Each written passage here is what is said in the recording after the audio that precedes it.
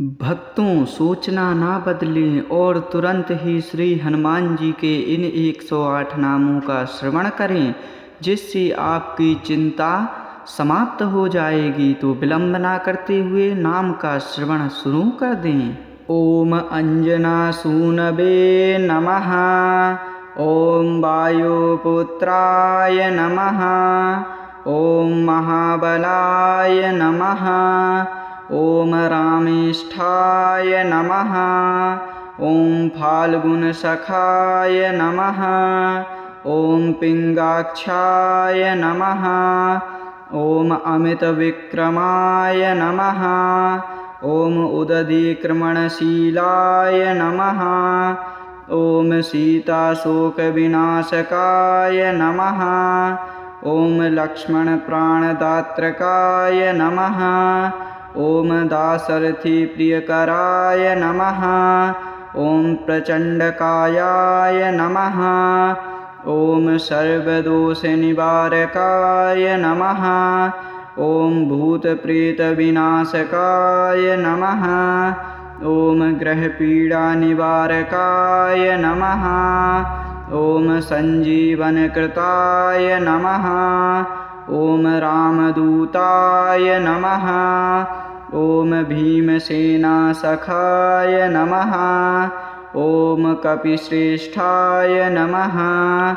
ओम सर्वत्र रक्षकाय नमः। ओम भक्तवत्सलाय नमः। ओम अष्टसिद्धिदायकाय नमः। ओम नवनिधिदायकाय नमः। ओम दुःखभञ्जनाय नमः। ओम भयहराय नमः। ओम अंजनानन्दनाय नमः। ओम सर्वरोगनिवारकाय नमः। ओम तेजस्विने नमः। ओम दुरात्मविनाशकाय नमः। ओम चिरञ्जीविने नमः। ओम सर्वसङ्कटनाशकाय नमः। ओम सुमित्रबन्धवाय नमः। ओम सुराराध्याय नमः। ओम सुरेश्वराय नमः। ओम रामप्राणप्रियाय नमः। ओम सीतासुरक्षितकर्त्रे नमः। ओम रावणविनाशकाय नमः। ओम परदुःखनिवारकाय नमः। ओम भक्तरक्षकाय नमः। ओम ज्वरहारकाय नमः। ओम नृसिंहस्वरूपधारिणे नमः। ओम महाकायाय नमः। ओम भयापहाय नमः। ओम पवनात्मजाय नमः। ओम तारणाय नमः। ओम कपिनायकाय नमः। ओम अंजनागर्भसम्भूताय नमः। ओम अमोघाय नमः। ओम राक्षसविनाशनाय नमः। ओम उदत्कराय नमः। ओम सिद्धिदाय नमः। ओम कवचाय नमः। ओम सर्वत्र विजयप्रदाय नमः। ओम भयत्राणकराय नमः। ओम भूतपीडाहराय नमः। ओम ग्रहदोषविनाशकाय नमः। ओम हनुमते नमः।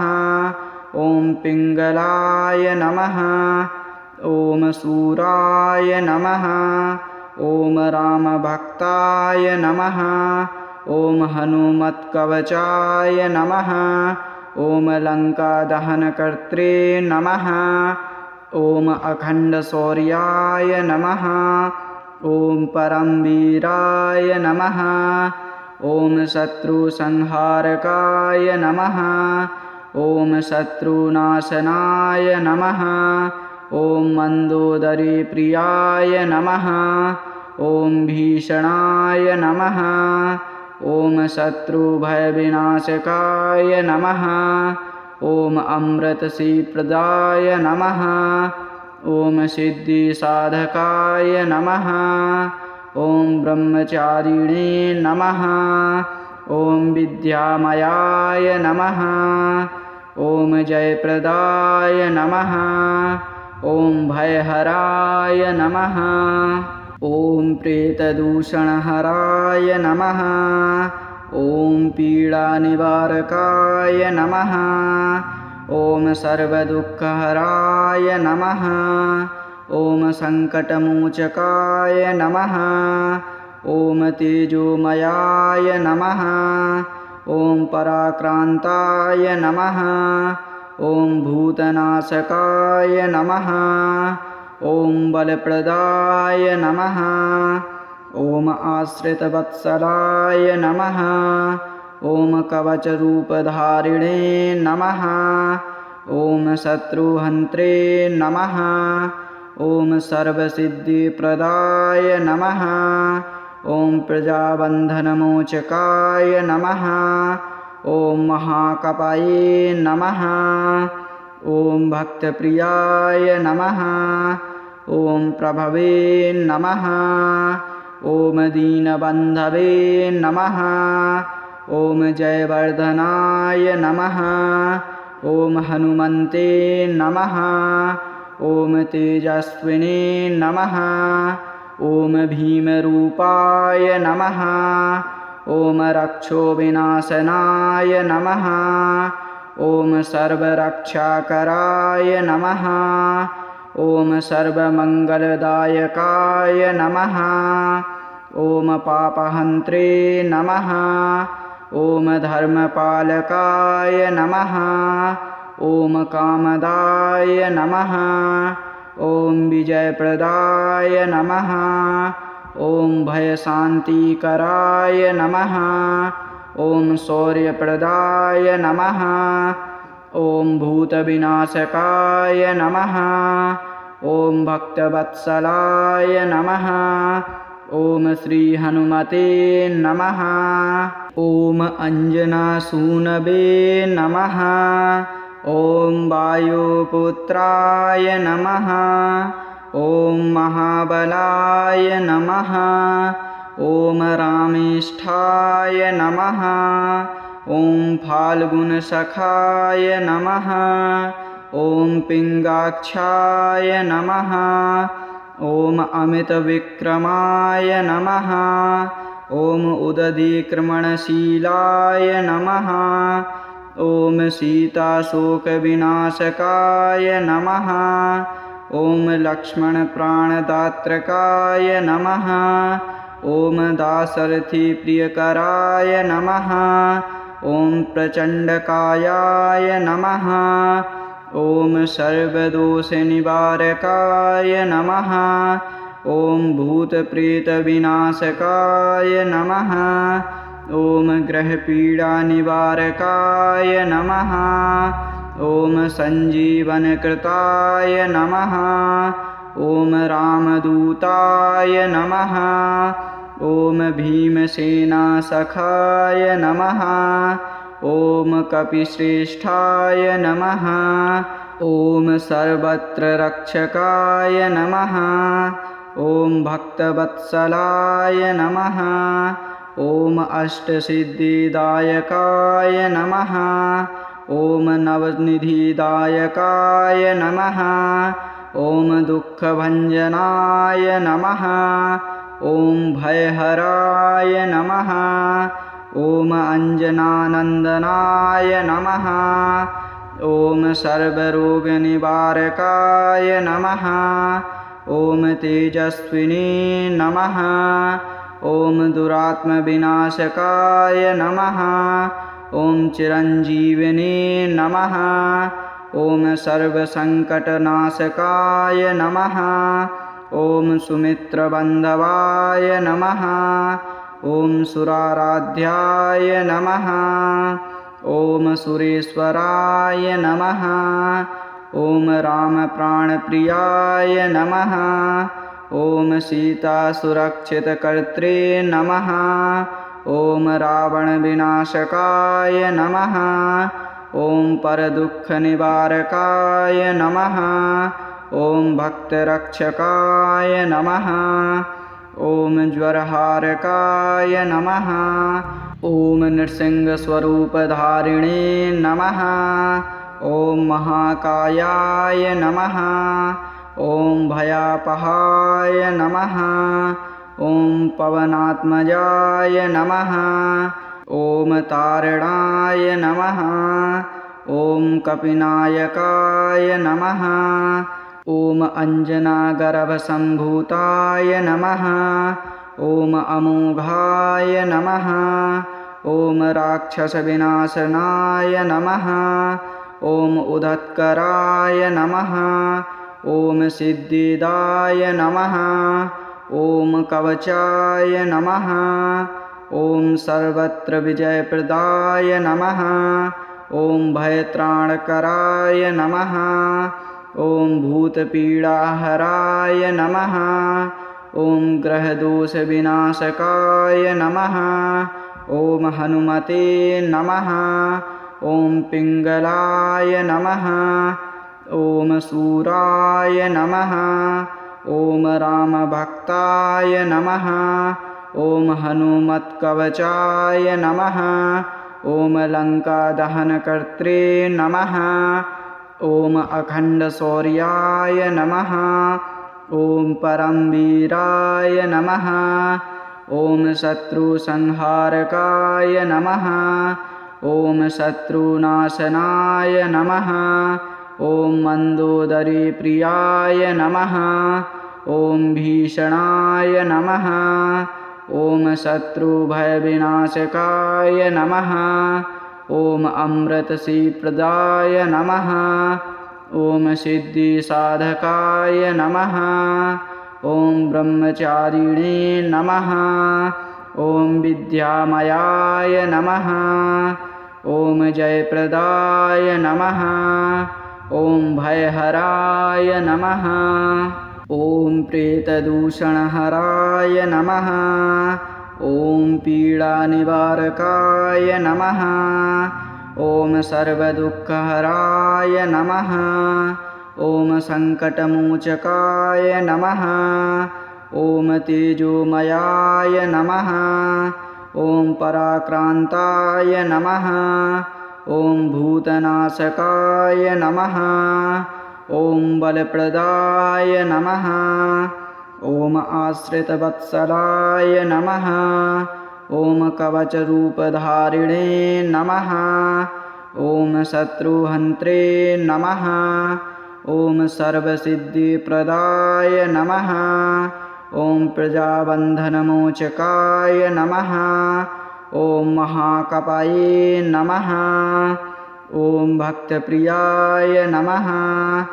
ॐ प्रभवे नमः। ॐ दीनबन्धवे नमः। ॐ जयवर्धनाय नमः। ॐ हनुमन्ते नमः। ॐ तेजस्विने नमः। ॐ भीमरूपाय नमः। ॐ रक्षोविनाशनाय नमः। ॐ सर्वरक्षाकराय नमः। ॐ सर्वमङ्गलदायकाय नमः। ॐ पापहन्त्रे नमः। ॐ धर्मपालकाय नमः। ॐ कामदाय नमः। ॐ विजयप्रदाय नमः। ॐ भयशान्तिकराय नमः। ॐ शौर्यप्रदाय नमः। ॐ भूतविनाशकाय नमः। ॐ भक्तवत्सलाय नमः। ॐ श्रीहनुमते नमः। ॐ अञ्जनासूनवे नमः। ॐ वायुपुत्राय नमः। ॐ महाबलाय नमः। ॐ रामेष्ठाय नमः।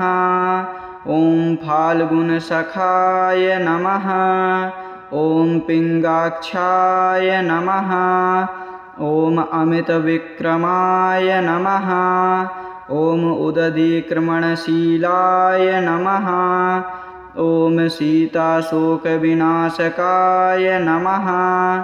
ॐ लक्ष्मणप्राणदात्रकाय नमः। ॐ दाशरथिप्रियकराय नमः। ॐ प्रचण्डकायाय नमः ॐ सर्वदोषनिवारकाय नमः ॐ भूतप्रेतविनाशकाय नमः ॐ ग्रहपीडानिवारकाय नमः ॐ सञ्जीवनकृताय नमः ॐ रामदूताय नमः ॐ भीमसेनासखाय नमः ॐ कपिश्रेष्ठाय नमः ॐ सर्वत्र रक्षकाय नमः ॐ भक्तवत्सलाय नमः ॐ अष्टसिद्धिदायकाय नमः ॐ नवनिधिदायकाय नमः ॐ दुःखभञ्जनाय नमः ॐ भयहराय नमः ॐ अञ्जनानन्दनाय नमः ॐ सर्वरोगनिवारकाय नमः ॐ तेजस्विने नमः ॐ दुरात्मविनाशकाय नमः ॐ चिरञ्जीविने नमः ॐ सर्वसङ्कटनाशकाय नमः ॐ सुमित्रबन्धवाय नमः ॐ सुराराध्याय नमः ॐ सुरेश्वराय नमः ॐ रामप्राणप्रियाय नमः ॐ सीतासुरक्षितकर्त्रे नमः ॐ रावणविनाशकाय नमः ॐ परदुःखनिवारकाय नमः ॐ भक्तरक्षकाय नमः ॐ ज्वरहारकाय नमः ॐ नृसिंहस्वरूपधारिणे नमः ॐ महाकायाय नमः ॐ भयापहाय नमः ॐ पवनात्मजाय नमः ॐ तारणाय नमः ॐ कपिनायकाय नमः ॐ अञ्जनागर्भसम्भूताय नमः ॐ अमोघाय नमः ॐ राक्षसविनाशनाय नमः ॐ उदत्कराय नमः ॐ सिद्धिदाय नमः ॐ कवचाय नमः ॐ सर्वत्र विजयप्रदाय नमः ॐ भयत्राणकराय नमः ॐ भूतपीडाहराय नमः ॐ ग्रहदोषविनाशकाय नमः ॐ हनुमते नमः ॐ पिङ्गलाय नमः ॐ सूराय नमः ॐ रामभक्ताय नमः ॐ हनुमत्कवचाय नमः ॐ लङ्कादहनकर्त्रे नमः ॐ अखण्डशौर्याय नमः ॐ परमवीराय नमः ॐ शत्रुसंहारकाय नमः ॐ शत्रुनाशनाय नमः ॐ मन्दोदरीप्रियाय नमः ॐ भीषणाय नमः ॐ शत्रुभयविनाशकाय नमः ॐ अमृतसीप्रदाय नमः ॐ सिद्धिसाधकाय नमः ॐ ब्रह्मचारिणे नमः ॐ विद्यामयाय नमः ॐ जयप्रदाय नमः ॐ भयहराय नमः ॐ प्रेतदूषणहराय नमः ॐ पीडानिवारकाय नमः ॐ सर्वदुःखहराय नमः ॐ सङ्कटमोचकाय नमः ॐ तेजोमयाय नमः ॐ पराक्रान्ताय नमः ॐ भूतनाशकाय नमः ॐ बलप्रदाय नमः ॐ आश्रितवत्सलाय नमः ॐ कवचरूपधारिणे नमः ॐ शत्रुहन्त्रे नमः ॐ सर्वसिद्धिप्रदाय नमः ॐ प्रजाबन्धनमोचकाय नमः ॐ महाकपये नमः। ॐ भक्तप्रियाय नमः। ॐ प्रभवे नमः। ॐ दीनबन्धवे नमः। ॐ जयवर्धनाय नमः। ॐ हनुमन्ते नमः। ॐ तेजस्विने नमः। ॐ भीमरूपाय नमः। ॐ रक्षोविनाशनाय नमः। ॐ सर्वरक्षाकराय नमः। ॐ सर्वमङ्गलदायकाय नमः। ॐ पापहन्त्रे नमः। ॐ धर्मपालकाय नमः। ॐ कामदाय नमः। ॐ विजयप्रदाय नमः। ॐ भयशान्तिकराय नमः। ॐ शौर्यप्रदाय नमः। ॐ भूतविनाशकाय नमः। ॐ भक्तवत्सलाय नमः। ॐ श्रीहनुमते नमः।